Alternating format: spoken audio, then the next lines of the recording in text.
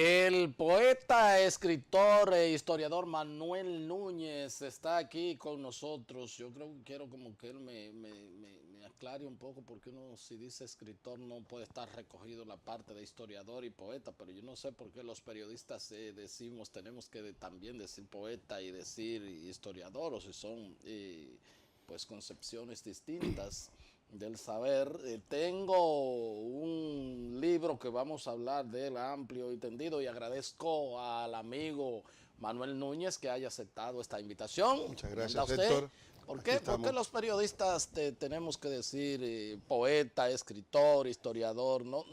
En historiador no se encaja todas esas facetas.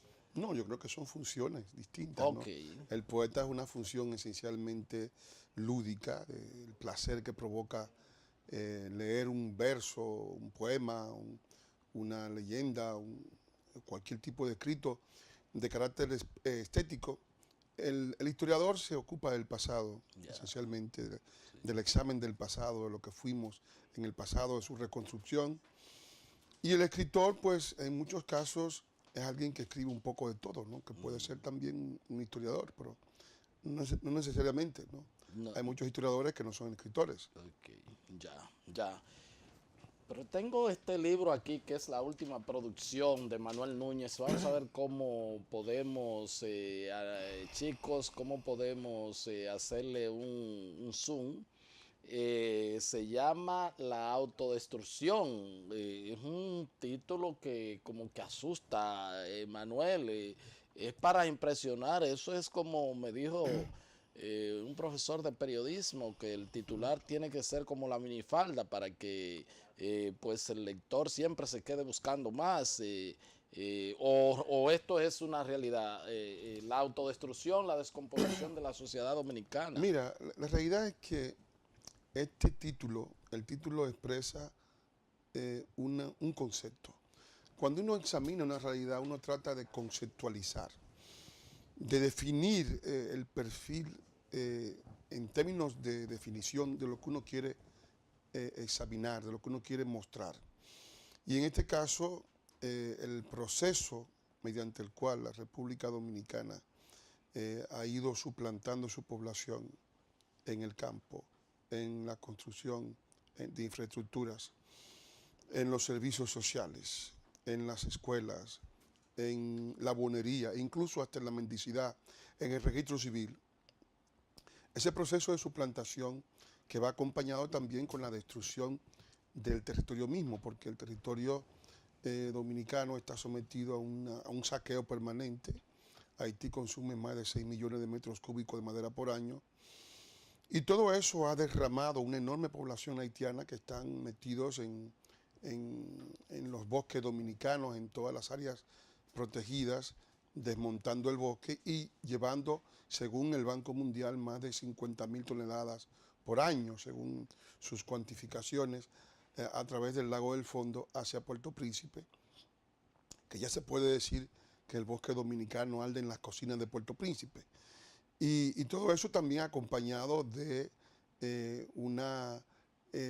un trasvase, traslado de responsabilidades a la República Dominicana extranacionales con la población infantil haitiana, con los enfermos haitianos, con los escolares, con todo lo que reclama ahora la UNICEF, que pide que le demos nacionalidad Ese es un a tema un que vamos a montón. analizar. Vamos a analizar. Es como dice, como diría entonces nuestro amigo común Pelegrín Castillo. O sea, Sí. República Dominicana se ha convertido entonces en un estado pivote. Se ha convertido en un estado receptor del desastre del estado vecino. Es decir, lo de pivote es un poco abstracto. Yo diría que es el estado que está padeciendo las consecuencias del descalabro haitiano. Y todo esto supone que... Bueno, perdón, el actual jefe de gabinete, cuando estuvo, de gabinete de la Casa Blanca, cuando estuvo en el Comando Sur, le Sí, advirtió al presidente entonces Barack Obama que República Dominicana no podía ya literalmente con todo lo que significaba claro, la inmigración es un haitiana. hombre consciente digamos, de la soberanía de los estados. Entonces, todo esto en combinación con una especie de, digamos, de lenidad, de obsecuencia, Laissez-faire, laissez-passer. sí, de los grupos élites, o sea, la gente que domina a nivel político, los que dominan a nivel económico, los que dominan en el campo mediático o de la información o intelectual, ¿verdad? Y los que dominan en todo lo que es el campo de la defensa nacional, que son los militares y los diplomáticos. Entonces, ese hecho, esa colaboración. Lo que pasa es que quienes a veces alzamos la voz, entonces tenemos el estigma de xenófobo, de ultraconservadores, de ultranacionalistas y de todas esas cosas, y nos ponen todos los epítetos. Sí, sí, se ha producido conjuntamente una criminalización del ejercicio de la soberanía nacional. Es decir, se ha tratado de, primero, culparnos del problema que no es el nuestro, porque Haití no es un problema interno de República Dominicana. A veces quieren que sintamos vergüenza de que nosotros amemos la bandera, el himno, la dominicanidad, claro, y que mencionemos hay toda una a Juan política Pablo Duarte. que lleva a eso, y la política ha sido inteligentemente conducida por las ONG, financiada por otros estados, conducida por gente bien situada en la comunicación nacional, que están al servicio de la desnacionalización del país, conducida por una porción de la iglesia, concretamente los jesuitas, el Centro Bonó, ese FASE y esos grupos que están recibiendo dinero extranjero para tratar de responsabilizarnos y de culpabilizar a la República Dominicana en todas las acusaciones que se llevan a cabo en contra del país. Tiene que ver que ha habido 3 curas extranjeros que han llevado a la República Dominicana al banquillo de los acusados a nivel internacional. Está el padre Rucuá, que nos llevó con el caso de la niña Yanni Bosicó. Está el padre Hartley, que trajo inclusive senador y que lanzó una película, Azúcar Amargo, en contra de República Dominicana, tratando de que se le boicoteara el turismo en República Dominicana. Y en el caso del padre Rucuá llegó a cometer flagrantes violaciones a las leyes nacionales hasta el punto de él mismo per se servir como padre de un grupo de... Él sirvió de padre de un centenar de niños haitianos. Y lo mismo hizo el padre Viñí Berribe, un haitiano de Mao, que estaba en Mao, que igualmente, además de que conducía una política antinacional, antidominicana, reconoció a 150 niños como hijos de ellos. Es decir, que ellos se propusieron, no hubo consecuencia jurídica. No, se propusieron romper el registro civil dominicano. Hubo recientemente un canalla, no hace mucho, que fue a México, un tal Winé Medina, que alegó ser hijo de un señor por Duvergé, por Pedernales, y después todos los hermanos de ese señor que murió dijeron que no lo reconocían, bueno, que no era. Ese era un caso de usurpación. De usurpación. Yo estuve en ese juicio en República Dominicana. Pero fue una gran cantidad de gente dominicana pagado por... Sí, fueron unas 20 ONG dominicanas.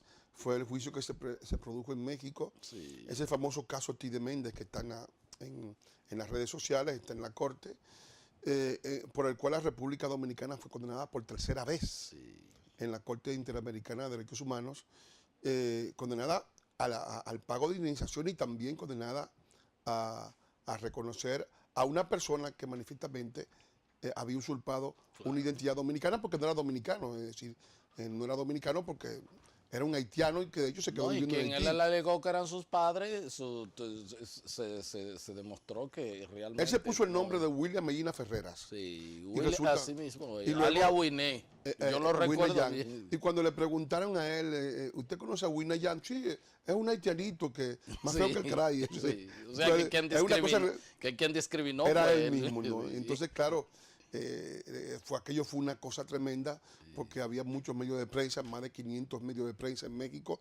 Fue en la Biblioteca Vasconcelos, yo estaba allí presente, y yo vi cómo existía un ambiente, cómo se está creando un ambiente internacional, porque los abogados de él, que eran gente de la Universidad de Columbia en Nueva York, una ONG haitiana llamada GAR, que fue quien recibió la denuncia, se habían propuesto, como ha hecho la Corte Interamericana, de suplantar los tribunales internos de la República Dominicana con relación a la nacionalidad, al punto de que han exigido que la República Dominicana cambie sus leyes. Eso fue la última Y petición. la Constitución.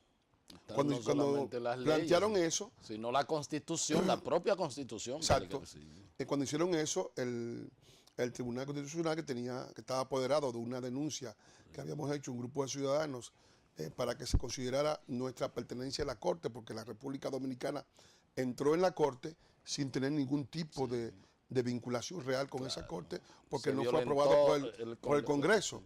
Y entonces estábamos en la Corte, condenados por la Corte en 3 ocasiones, y sin embargo legalmente ese ingreso se había producido violando nuestra propia Carta Magna. Entonces, no éramos signatarios como lo consagra exacto, todo el protocolo nacional. exacto, porque cualquier ingreso en un organismo No, y lo exigen los propios organismos internacionales que tienen que ser ratificados por el Congreso de ese claro, país. porque son los congresos los que representan a las naciones. El Congreso Sí, representa a la fuerza de oposición y al gobierno, o sea, que Eso representa así. la totalidad de lo que es el poder nacional. Entonces, evidentemente, eso se produjo y ellos aún así nos condenaron. Han querido igualmente, porque ahora yo vi que se entrevistaron con el ministro de Relaciones Exteriores, con el señor Vargas Maldonado, pidiéndole que venían al país, en estos días van a venir, dentro de unas semanas, a tratar de tener la misma vigilancia que tenían antes, como si tuviéramos la membresía de la Corte. Yo creo que son siempre estrategias de manipular a la República Dominicana, porque es un país que está sometido a muchas manipulaciones internacionales. Y si vinieran con algún, con algún grado de objetividad, pero vienen con toda la predisposición del mundo, con informe hecho con anticipación, y entonces aquí lo que vean no le es indiferente a ellos. No, que no hay ninguna objetividad, porque ¿cuál objetividad puede haber? Porque ¿qué es lo que puede exigir un haitiano de la República Dominicana? Un haitiano tiene que exigir lo que exige de un país extranjero, es decir, Claro. que en caso de que se le respete su vida, pero no puede exigir que se le den derechos de los nacionales del país, porque eso no existe en ningún otro país. Nosotros nunca, y yo creo que hemos sido claros, las personas que hemos hablado del tema siempre, yo nunca, y yo creo que tampoco tú que has hablado también bastante del tema, ha pregonado que se le violen los derechos humanos a los haitianos. Yo creo que los haitianos tienen derecho al trabajo, derecho a la salud, a la educación, a tener un nombre, a un registro civil. Por eso esos derechos los tienen en su país, no en el nuestro. Es decir, y deben pedírselo a su gobierno, no al nuestro. Entonces, evidentemente, tampoco pueden ser obtenidos quitándole esos derechos a los dominicanos, porque en la medida en que tú utilizas masivamente las escuelas dominicanas y deja dominicanos sin cupo en las escuelas, como está ocurriendo hoy en día, que emplea a los hospitales dominicanos como parte de tu carencia de salud, como una especie de solución a esa carencia de salud, y que suplanta al dominicano en los empleos, es decir, en el mecanismo de supervivencia. En esa medida tú le estás arrancando esos derechos a los nacionales, que son los que tienen derecho a la soberanía nacional, porque la soberanía nacional dice que el territorio dominicano es propiedad del pueblo dominicano. Así es.